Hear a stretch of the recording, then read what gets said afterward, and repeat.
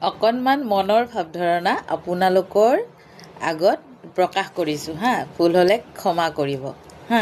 যেতিয়া আমাৰ ল'ৰা ছোৱালীবিলাক ডাঙৰ হয়, আমাৰ মনৰ ভাৱধাৰণা ক'ব বিচাৰিছোঁ, তেতিয়া ল'ৰাজনৰ কাৰণে যেতিয়া ল'ৰাজনৰ উপযুক্ত বয়স হয়, যেতিয়া ছোৱালী চাবলগীয়া হয়, তেতিয়া এটা কথাই মাত্ৰ শুনিবলৈ পোৱা যায় যে ছোৱালীজনী ধুনীয়া আৰু বগা হ'ব লাগিব।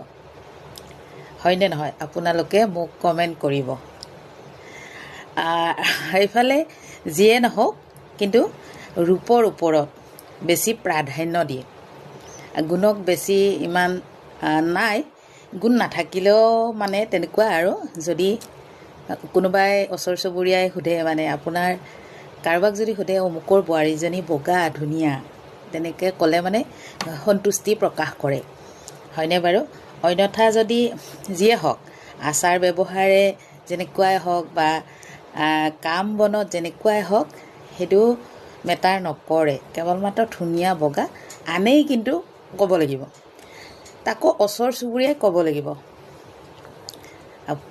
বোৱাৰীটো ধুনীয়া দিয়ক বগা। তেতিয়া মানে সকলোৱে সন্তুষ্টি প্ৰকাশ কৰে। মনৰ ভাৱধাৰণাহে কৈছোঁ। আৰু ঠিক তেনেকৈ ছোৱালীৰ ক্ষেত্ৰতো ল'ৰাজন ধুনীয়া হ'ব লাগিব। যদি মানে একো নাই ল'ৰাজনৰ, ধুনীয়া হ'লে হৈ যাব। একো নহ'লেও কথা নাই, বোলে জোৱাই কেনেকুৱা ধুনীয়া, সেইটো হ'লে হৈ যায়। আৰু এটা কথা তাৰে মাজতে ছোৱালীজনীক যদি ল'ৰাজনে কষ্ট দি থাকে, যদি ধুনীয়া হয়, মানুহে যদি কয় ল'ৰাজন ধুনীয়া, কিন্তু ছোৱালীজনীয়ে ল'ৰাজন ধুনীয়া পাইছে, গুণৰ ওপৰত বেছি গুৰুত্ব নিদিয়ে। ধুনীয়া হ'লে হৈ যায়। কিন্তু ধুনীয়া যদি নহয়ও, যদি ছোৱালীজনীয়ে শান্তিত থাকে, সেইটোও বেছি মানুহৰ গুৰুত্ব নাই।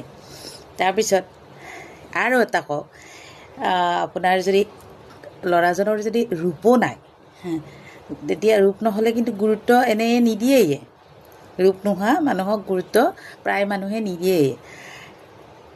কিন্তু সেই ল'ৰাজনক যদি গম পায় কিবাকে, বোলে ডাক্তৰ, মাষ্টৰ, ভাল চাকৰি এটা কৰে, আৰু তেনেকৈ যদি কিবাকে গম পায়, যদিও ৰূপ নাই, তেওঁক মানে অকণমান বেলেগ ধৰণে চাব।